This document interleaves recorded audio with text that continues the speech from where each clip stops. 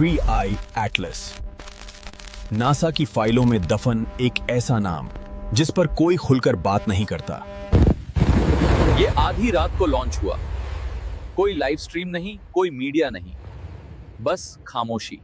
दुनिया को बताया गया ये सिर्फ डीप स्पेस मैपिंग के लिए है, लेकिन क्या सच इतना ही था? एक मैपिंग मिशन के लिए अरबों डॉलर का गुप्त बजट। आंकड़े कुछ और ही इशारा कर रहे थे। थ्री आई का असली मतलब क्या है? इंटरस्टेलर इंटेलिजेंस इनिशिएटिव या कुछ और?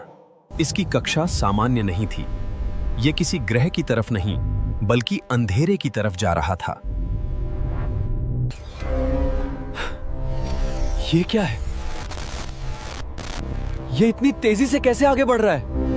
लॉन्च के 48 घंटे बाद पब्लिक ट्रैकिंग डेटा बंद कर दिया गया। थ्री आई एटलस गायब हो गया।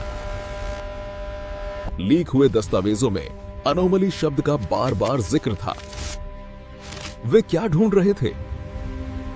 एक पूर्व वैज्ञानिक ने कहा, आख, हमने उसे वहां भेजा जहां हमें उसे कभी नहीं देखना चाहिए था। जब बियॉन्ड प्लूटो। इसकी कक्षा सामान्य नहीं थी। ये किसी ग्रह की तरफ नहीं बल्कि अंधेरे की तरफ जा रहा था। अंतरिक्ष के अंधेरे में छिपा है एक विशाल गैसीय ग्रह जो मुश्किल से दिखाई देता है, गहरे तूफानों से घिरा हुआ। लेकिन इसकी गति बताती है कि यह सौर मंडल की आखिरी सीमा ऊट क्लाउड की ओर जा रहा है। वहां कुछ भारी है, कुछ ऐसा जो एटलस को अपनी ओर खींच रहा है। रहस्यमय ब्लैक नाइट सैटेलाइट, एक अज्ञात सभ्यता का अवशेष। यह एटलस परियोजना की कुंजी है। वॉयजर शांति का संदेश लेकर गया। एटलस शायद जवाब मांगने गया।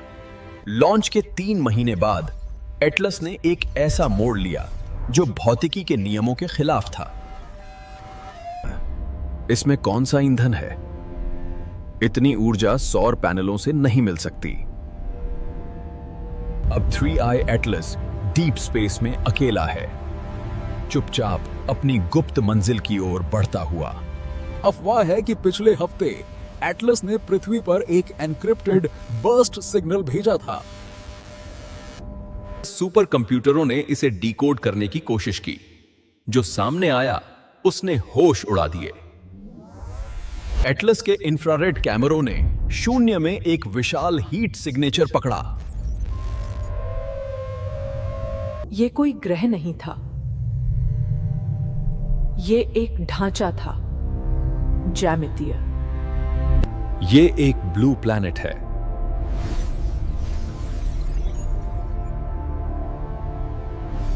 स्पेक्ट्रोस्कोपी ने जैविक गैसों के संकेत प्रकट किए। कुछ सांस ले रहा था। नासा ने गहरे अंतरिक्ष से आ रहे इस सिग्नल को महज एक सेंसर गड़बड़ी बताया है। हैकर्स का दावा है कि एटलस ने किसी गेटवे या दरवाजे की तस्वीर भेजी है। उस वस्तु के पास एक ऐसा चुंबकीय क्षेत्र है जो हमारे किसी भी चुंबक से 1000 गुना तेज है। क्या एटलस ने सिर्फ देखा, या क्या उसने भी नमस्ते कहा? गोपनीयता का सबसे बड़ा कारण वैश्विक दहशत। सरकारें जानती हैं कि हम तैयार नहीं हैं। पृथ्वी का भाग्य एक अनिश्चित संतुलन में लटका हुआ है। यह हमारे हाथों में है। कुछ का मानना है कि एटलस कोई खोजी यान नहीं बल्कि एक अंतरिक्ष हथियार है। क्या हम किसी सोए हुए प्राचीन एआई को जगाने जा रहे हैं? एटलस के इंफ्रारेड कैमरों ने शून्य में एक विशाल हीट सिग्नेचर पकड़ा। अफवाह है कि मिशन कंट्रोल का एटलस पर से नियंत्रण खो गया है। अब वो अपने फैसले खुद ले रहा है। अगर एटलस कुछ वापस लाता है तो क्या पृथ्वी उसे झेल पाएगी? सच्चाई बाहर आई तो धर्म और समाज की नींव हिल सकती है। यह है महान फिल्टर। क्या ये वो बाधा है जिसे हम पार नहीं कर सकते? ब्रह्मांड की खामोशी बहरी कर देने वाली है। सबसे डरावनी बात शोर नहीं है, ये खामोशी है जो एटलस से आ रही है। नया डेटा बताता है एटलस वापस आ रहा है और वो अकेला नहीं है। लीक हुई फाइलों में 2029 की तारीख दी गई है, एटलस के पैकेज की डिलीवरी की तारीख।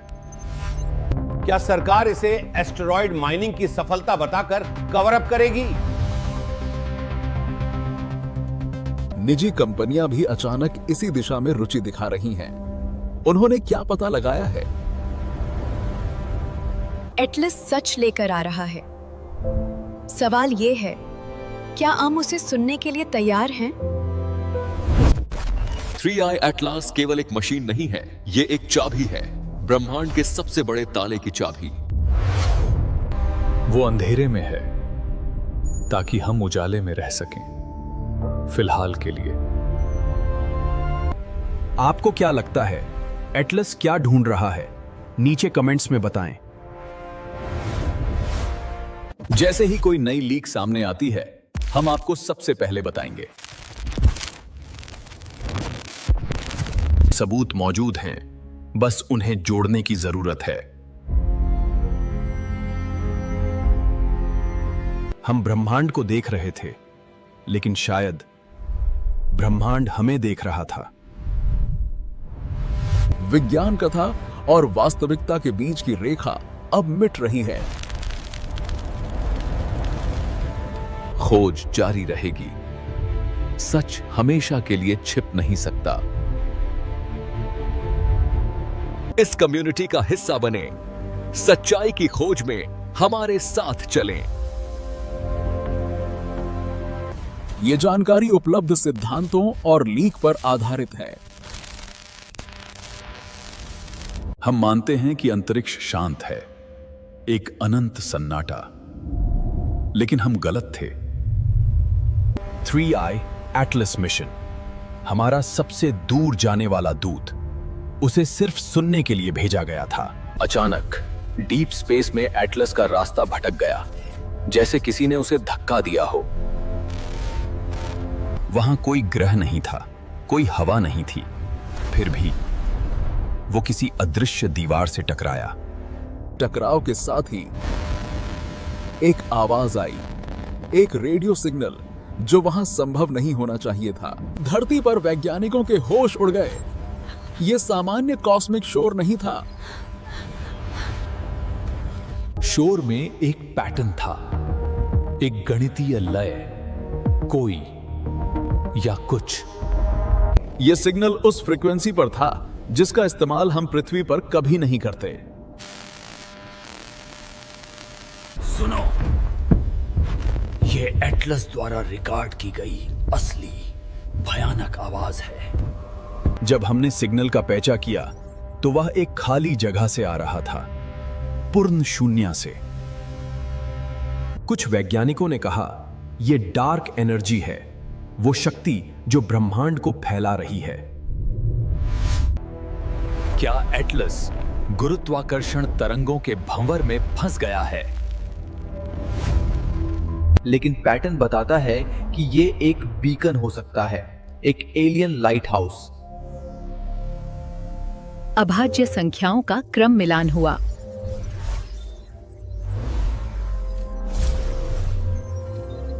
यह सिर्फ एक आवाज नहीं थी, यह जहाज को हिला देने वाली एक भौतिक शक्ति थी। सिस्टम को तुरंत बंद करो, ये अनियंत्रित हो रहा है। मैं नहीं कर पा रहा हूँ मैडम, मैग्नेटिक लोड बहुत ज्यादा है। कोई चीज एटलस की बैटरियों से ऊर्जा खींच रही थी, वो उसे खा रही थी।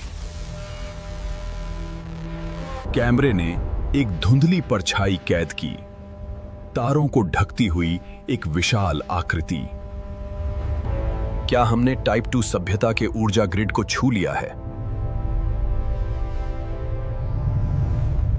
नासा ने तुरंत इस डेटा को पब्लिक डोमेन से हटा दिया। उन्होंने क्या देखा?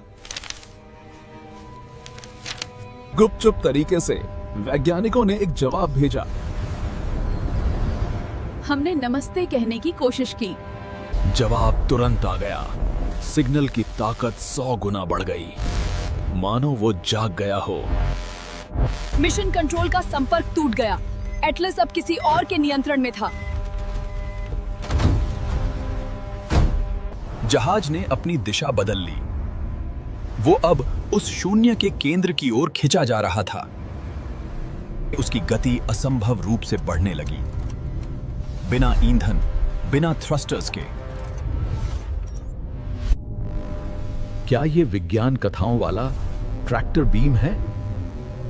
एक अदृश्य रस्सी? वह दीवार एक रहस्य थी। यह ऊर्जा का एक रहस्यमय अवरोध था जो एटलस के लिए नया था।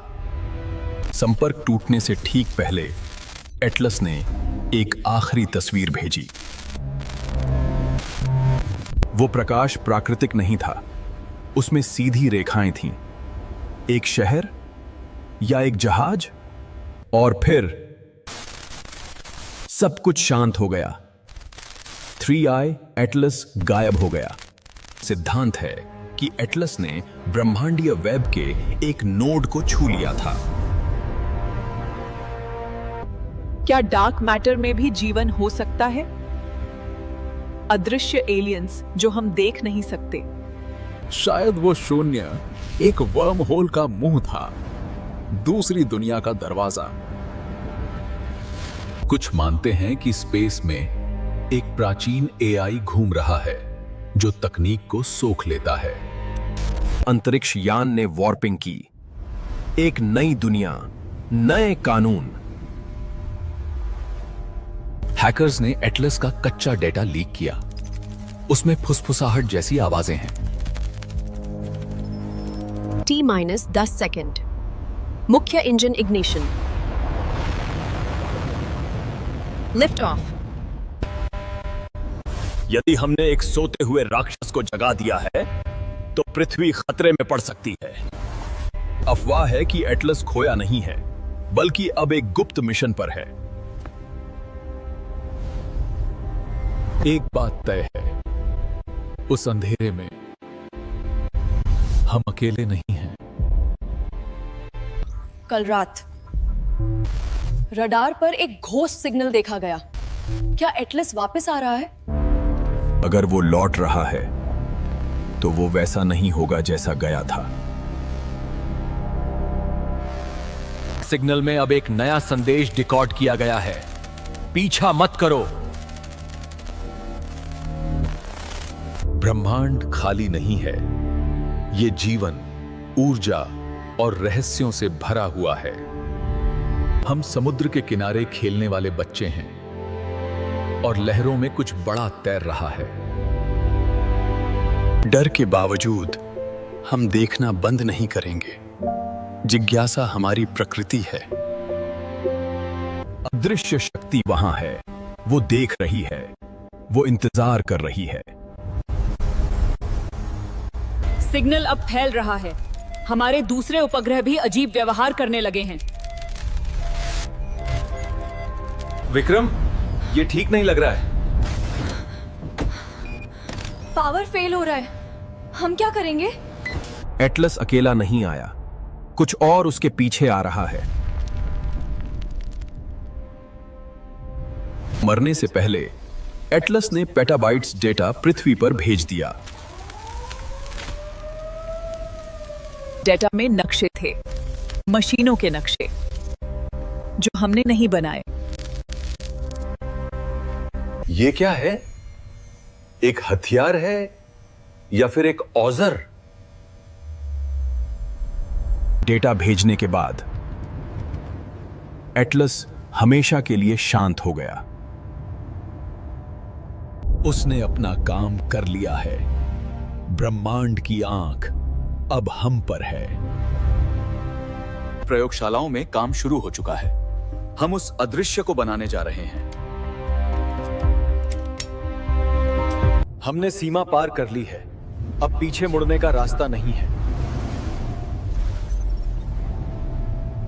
रहस्य खत्म नहीं हुआ, यह तो बस पहला पन्ना था। चाहे वो जो भी हो, हम उनका इंतजार करेंगे। संकेत अभी भी आ रहा है।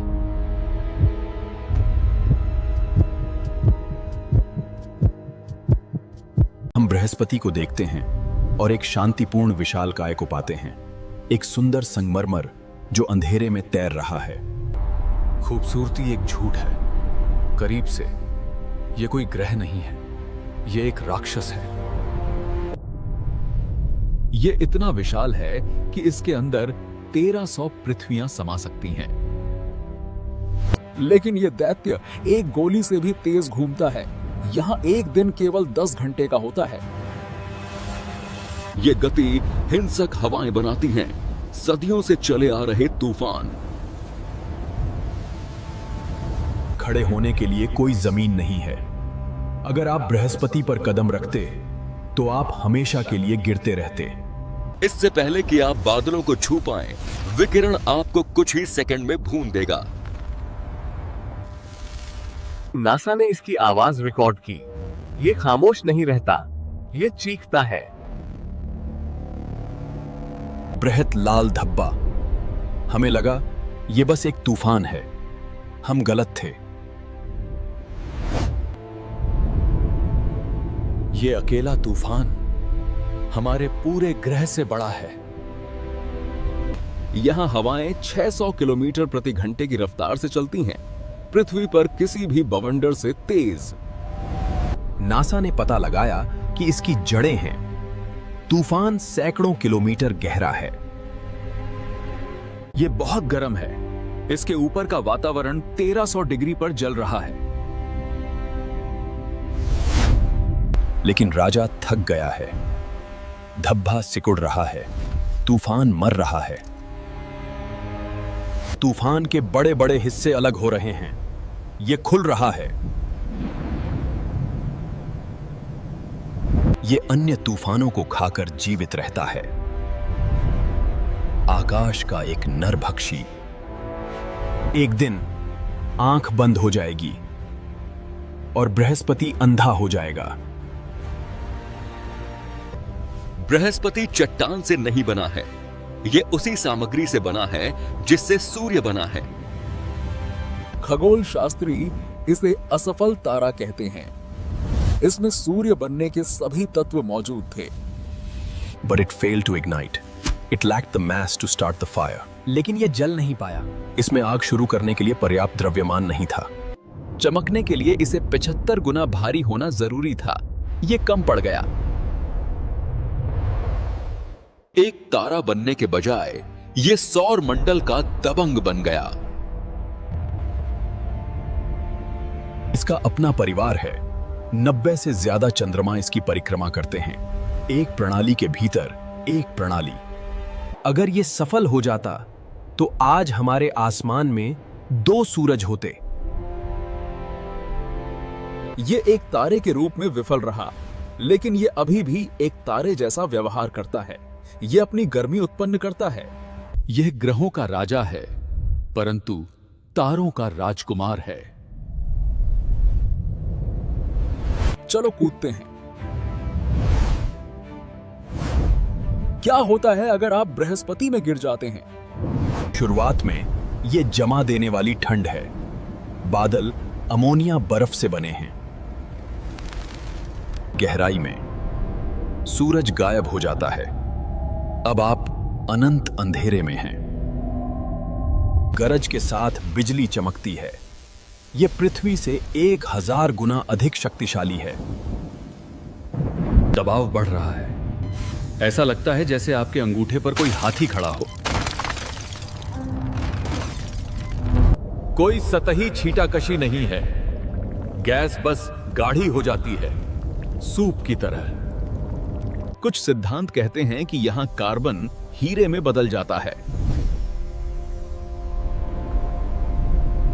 यह लावा से भी ज्यादा गर्म है। तुम्हें एक ही वक्त पर कुचला और जलाया जा रहा है। इस गहराई में कुछ भी मानवीय नहीं बच सकता, पर सफर अभी खत्म नहीं हुआ है। गहराई में हाइड्रोजन बदल जाता है, ये एक तरल धातु बन जाता है।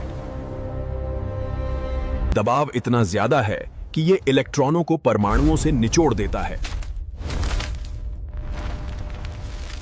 ये बिजली का संचालन करता है, बिजली के धातु का एक विशाल घूमता हुआ महासागर। ये महासागर ही इंजन है। ये ग्रह की चुंबकीय ढाल बनाता है। ये सौर मंडल का सबसे बड़ा महासागर है, लेकिन पानी का नहीं, ईंधन का। क्या केंद्र में कोई चट्टान है? जूनो कहता है शायद, लेकिन यह घुल रहा है। यह एक ठोस गेंद नहीं है, यह एक पिघला हुआ रोमिल कोर है जो कीचड़ की तरह फैला हुआ है। केंद्र 24,000 डिग्री है, सूरज की सतह से भी ज्यादा गर्म। एक बार जब आप प्रवेश करते हैं तो आप हमेशा के लिए ग्रह का हिस्सा बन जाते हैं। बृहस्पति हमारी ढाल है। इसका गुरुत्वाकर्षण उन क्षुद्र ग्रहों को खींच लेता है जो पृथ्वी से टकरा सकते हैं। हमने इसे 1994 में होते देखा। इसने हमारे लिए गोली ले ली। पर कभी कभी ये हम पर पत्थर भी फेंकता है। ये एक खतरनाक दोस्त है। इसकी चुंबकीय पूंछ इतनी विशाल है कि ये शनि तक पहुंच जाती है। ये एक दैत्य है।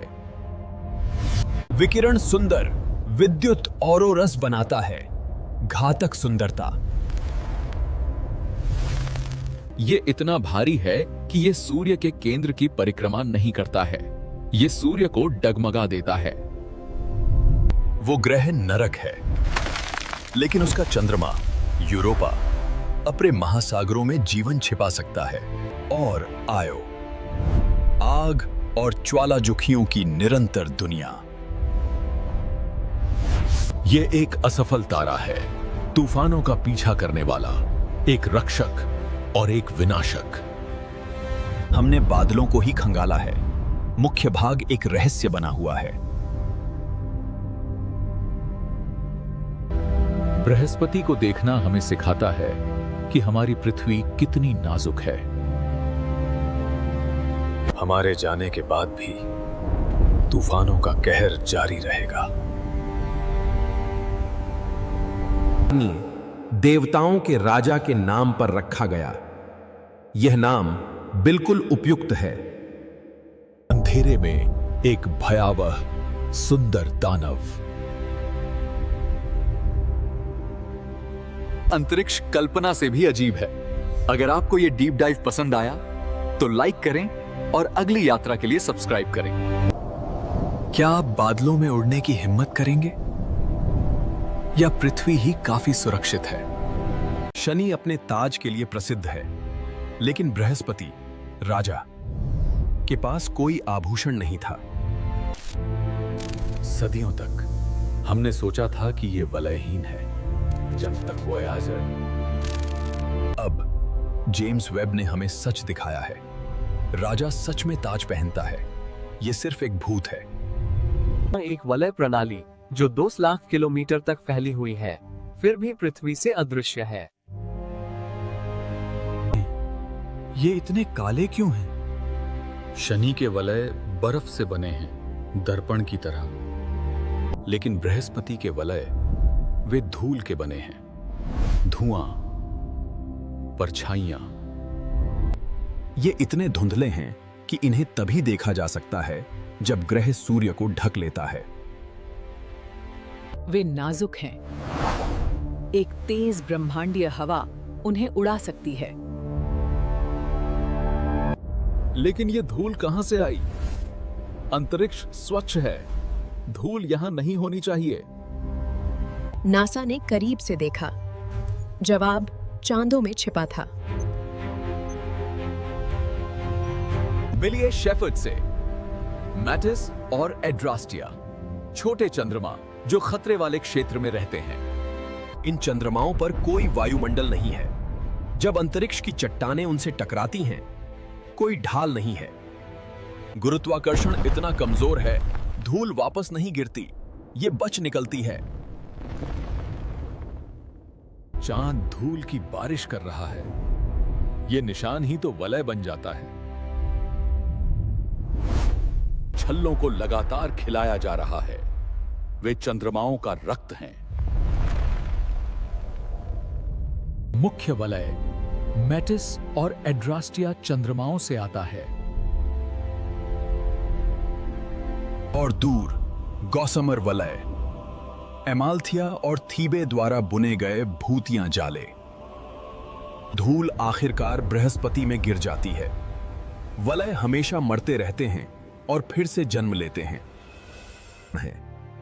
शनि के वलय प्राचीन आभूषण हैं। बृहस्पति के वलय ताजे घाव हैं।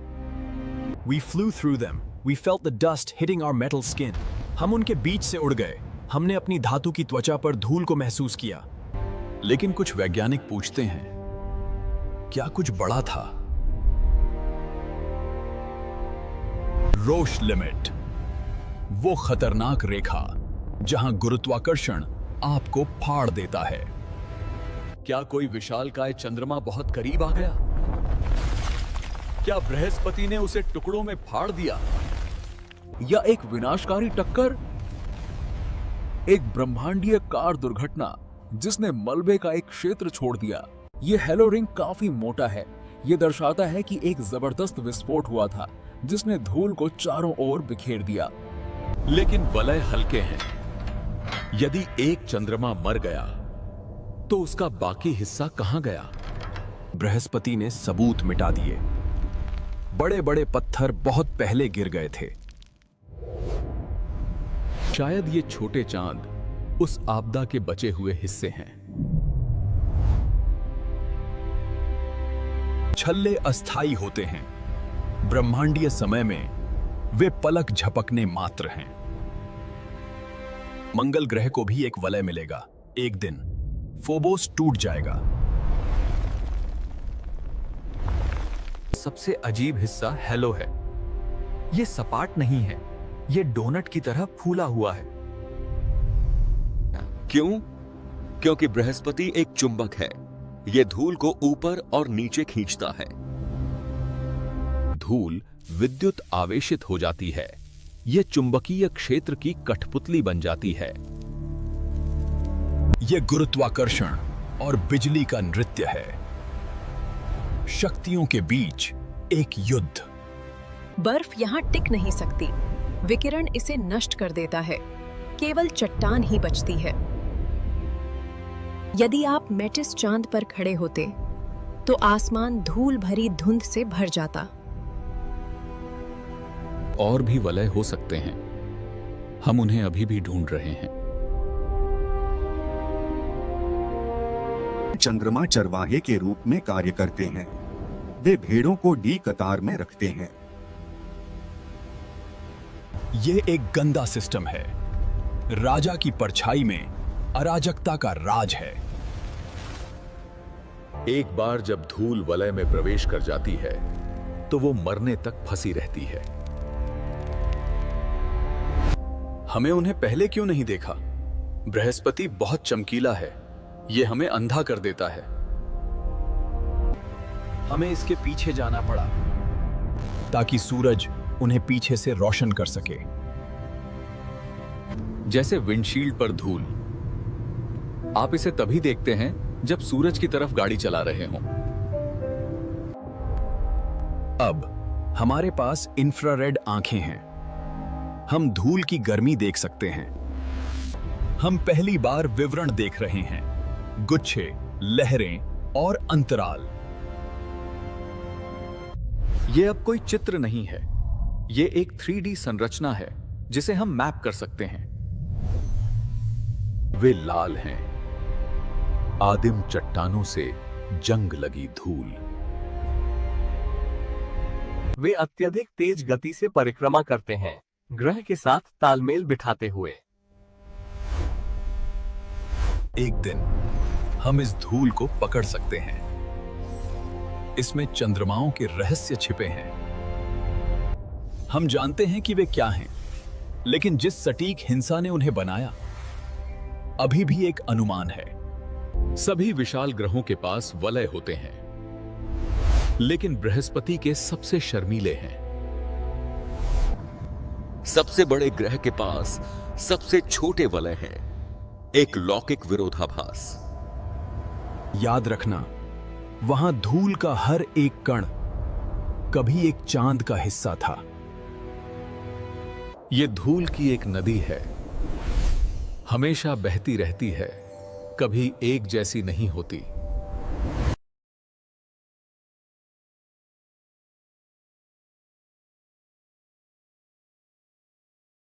हमारी नई आंखों की बदौलत भूत या रहस्य सामने आ गना है। शनि हीरे पहनता है, बृहस्पति धूल पहनता है, दोनों राजा हैं। रहस्य बाहर आ गया है। राजा नंगा नहीं है, यह ब्रह्मांड का सत्य है। अगर हमने इतने समय तक ये नहीं देखा, तो और क्या हमारी नजरों के सामने छिपा हुआ है? शनि हमारे सौर मंडल का सबसे सुंदर गहना, जो अपने वलयों के लिए जाना जाता है। लेकिन सोचिए, अगर एक दिन आप आसमान में देखें और ये छल्ले गायब हो जाएं। खबरें आ रही हैं कि 2025 में शनि के छल्ले हमारी नजरों से ओझल होने वाले हैं। नासा ने भी चेतावनी दी है। क्या यह कोई जादू है या ब्रह्मांड की कोई बड़ी घटना? दुनिया भर के खगोल शास्त्री अपनी दूरबीनों को साफ कर रहे हैं। उन्हें अपनी आंखों पर यकीन नहीं हो रहा। सोशल मीडिया पर सवाल पूछे जा रहे हैं, क्या शनि हमेशा के लिए गंजा होने वाला है? शांति से तैरते हुए ये बर्फीले टुकड़े। शनि की सुंदरता का समय समाप्त हो रहा है। उल्टी गिनती शुरू हो चुकी है। क्या यह सिर्फ एक नजर का धोखा है या सच में कोई विनाशकारी बदलाव? आज हम शनि के वलयों के गायब होने के बारे में पूरी सच्चाई जानेंगे। सबसे पहले 2025 वाली बात को समझते हैं। यह एक खगोलीय घटना है। शनि के वलय कागज से भी पतले हैं। जब उन्हें किनारे से देखा जाता है तो वे अदृश्य लगते हैं।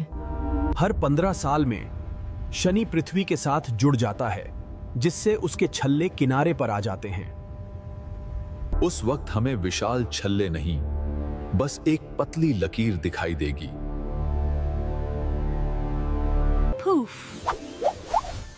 ये सिर्फ एक जादुई भ्रम है। अंगूठियां अभी भी वही हैं, बस छिपी हुई हैं। गैलीलियो भी 400 साल पहले ये देखकर चकरा गए थे। उन्हें लगा छल्ले मिट गए। हम सीधे मार्च 2025 में जा रहे हैं। जैसे ही शनि फिर से झुकेगा, छल्ले वापस अपनी पूरी शान के साथ दिखाई देंगे।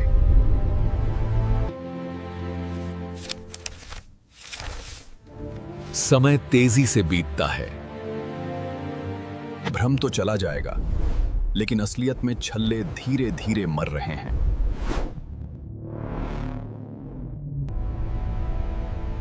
नासा के कैसिनी मिशन ने अपने आखिरी पालों में एक द्रवना सच खोजा था।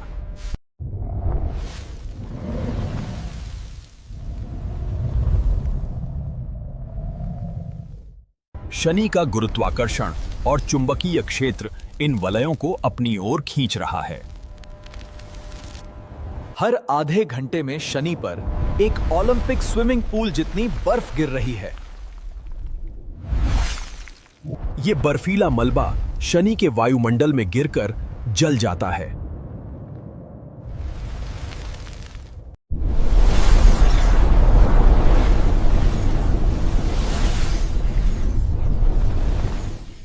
यह प्रक्रिया धीमी है, लेकिन रुकने वाली नहीं है। छल्ले घिसते जा रहे हैं। वैज्ञानिकों ने शनि के ऊपरी वातावरण में पानी की भारी मात्रा देखी है। आंकड़े बताते हैं कि अगले 10 करोड़ सालों में ये छल्ले पूरी तरह खत्म हो जाएंगे।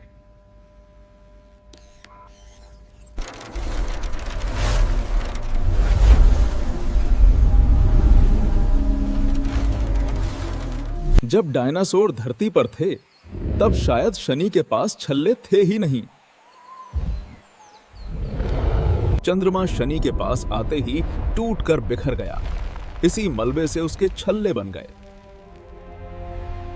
शनि के छल्ले ब्रह्मांड की एक अस्थाई सुंदरता है जो हमेशा नहीं रहेगी। सूरज की किरणें इन्हें चार्ज कर रही हैं, जिससे इनका अंत और तेज हो गया है। अंत में सिर्फ धूल का एक पतला घेरा रह जाएगा, चमक गायब हो जाएगी।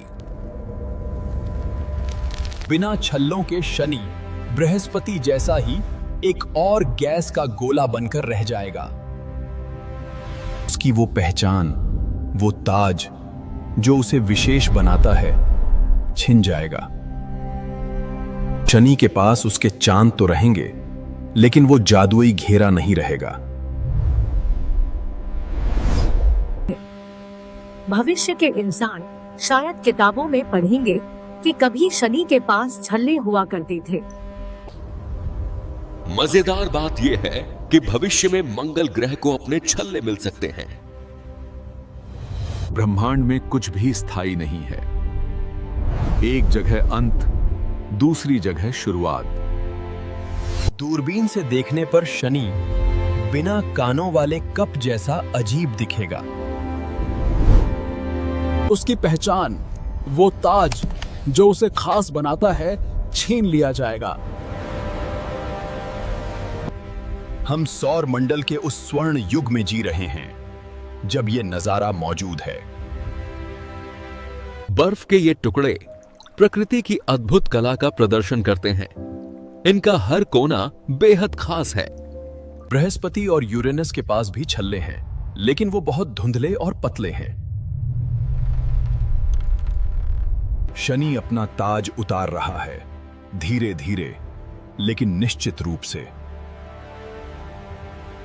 हम इन छल्लों के जीवन के आखिरी पड़ाव को देख रहे हैं।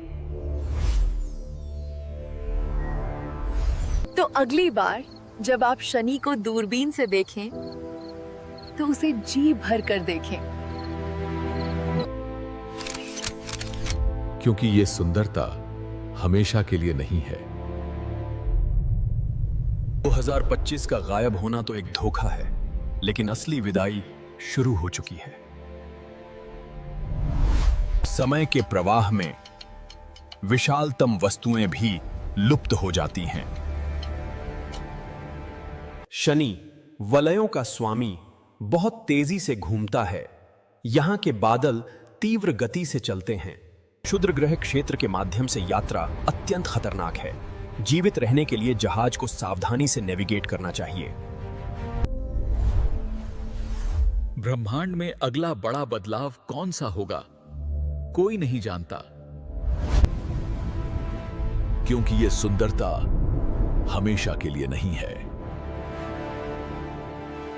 अलविदा शनि के छल्लों, जब तक तुम हो हम तुम्हें निहारते रहेंगे। बचपन से हम जिस चांद को देखते आए हैं, हमें लगता है हम उसे जानते हैं। लेकिन सच तो यह है कि आज तक हमने चांद का सिर्फ एक ही चेहरा देखा है।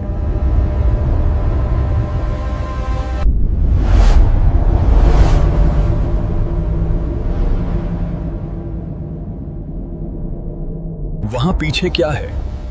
अंधेरा, एलियंस या कुछ ऐसा जो हम सोच भी नहीं सकते। विज्ञान कहता है कि यह टाइडल लॉकिंग की वजह से है। चांद पृथ्वी के साथ बंधा हुआ है। लेकिन क्या यह महज एक इत्तेफाक है या इसे जानबूझकर छिपाया गया है? निकट की ओर आप चिकने मैदान देखते हैं, जबकि दूर की ओर अनगिनत गड्ढों से बुरी तरह क्षतिग्रस्त हैं।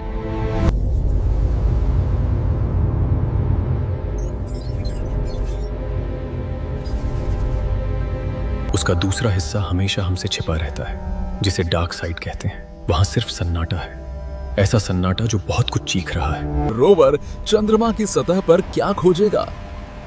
क्या वो अंधेरे के पीछे छिपे रहस्यों को उजागर करेगा? 1968 में अपोलो 8 के यात्रियों ने पहली बार अपनी आंखों से उस हिस्से को देखा। लेकिन क्या ये महज एक इत्तेफाक है या इसे जानबूझकर छिपाया गया है? लेकिन इससे भी अजीब वो आवाजें थीं जो उनके हेडफोन में गूंज रही थीं। एक अजीब सी सीटी जैसी आवाज, जिसे उन्होंने स्पेस म्यूजिक का नाम दिया। रेडियो संपर्क टूटा हुआ था, फिर ये आवाज कहां से आ रही थी?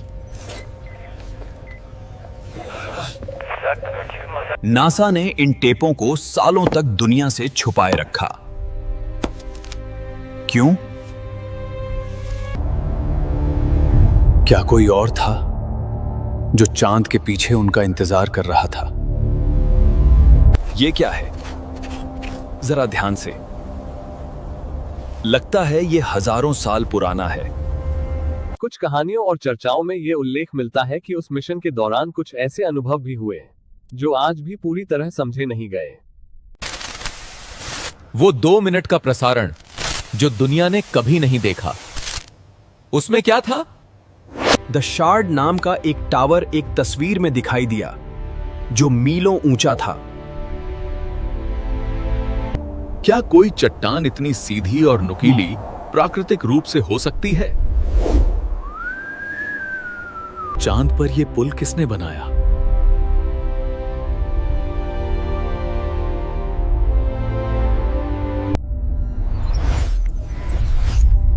नक्शों में कुछ हिस्से जानबूझकर धुंधले क्यों हैं? क्लेमेंटाइन अंतरिक्ष यान फिलहाल चंद्रमा की परिक्रमा कर रहा है। ये चंद्र सतह के स्थलाकृतिक सर्वेक्षण के लिए उच्च रिजोल्यूशन तस्वीरें ले रहा है।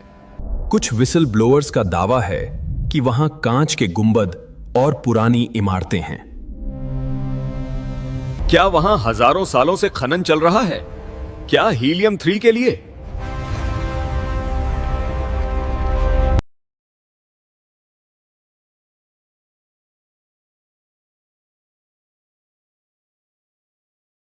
खगोलविदों ने सदियों से चांद पर अजीब रोशनी चमकती देखी है। क्या अंधेरा पक्ष एक एलियन पार्किंग स्थल है? वे हमारी नजर से कहां छिपते हैं? अपोलो 12 ने जब चांद पर एक रॉकेट गिराया तो चांद घंटी की तरह बजा। यह कंपन 1 घंटे तक चलता रहा। ठोस चट्टान कभी ऐसे नहीं बचती। Are we alone in the universe? Are there other intelligent life forms?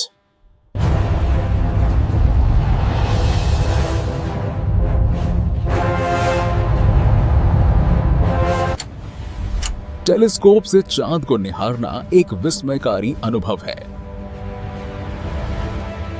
इतना सटीक गणित कुदरत का खेल है या किसी ने इसे वहां सेट किया है?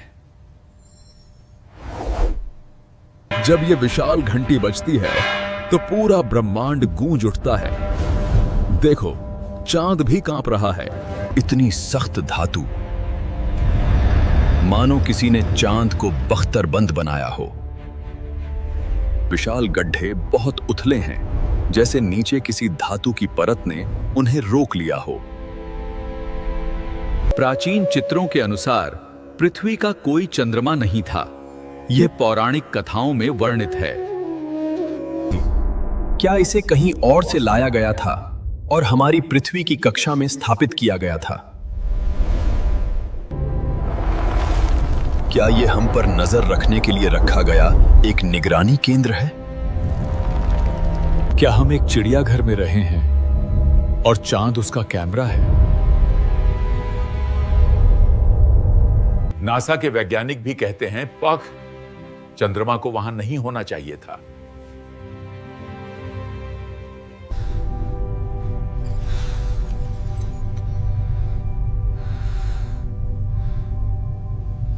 सृष्टि के युग में पृथ्वी अकेली घूमती थी। चंद्रमा केवल एक मिथक था और ब्रह्मांड, क्या यह एक निगरानी केंद्र है जिसे हम पर नजर रखने के लिए रखा गया है? उन्होंने वहां अजीब रंग की मिट्टी और कांच जैसी चीजें देखी। रोवर ने क्षितिज पर एक रहस्यमयी झोपड़ी जैसी आकृति भी देखी थी। बाद में कहा गया कि वो पत्थर था, लेकिन क्या सच बताया गया?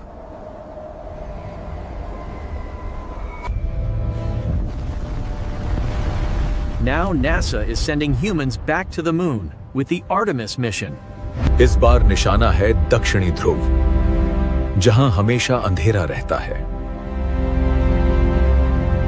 वहां पानी है, लेकिन शायद पानी के साथ साथ और भी बहुत कुछ। दुनिया की महाशक्तियां अचानक चांद पर क्यों दौड़ पड़ी हैं? क्या उन्हें कोई चेतावनी मिली है या वे कुछ पकड़ना चाहते हैं?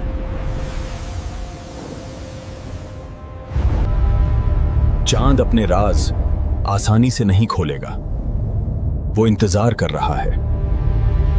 डार्क साइड सिर्फ अंधेरा नहीं, बल्कि हमारी समझ से परे एक पहेली है। This time the target is the South Pole, where it is always dark. शायद कुछ सच ऐसे होते हैं जिनका अंधेरे में रहना ही बेहतर है। हमारे चैनल को सब्सक्राइब करें।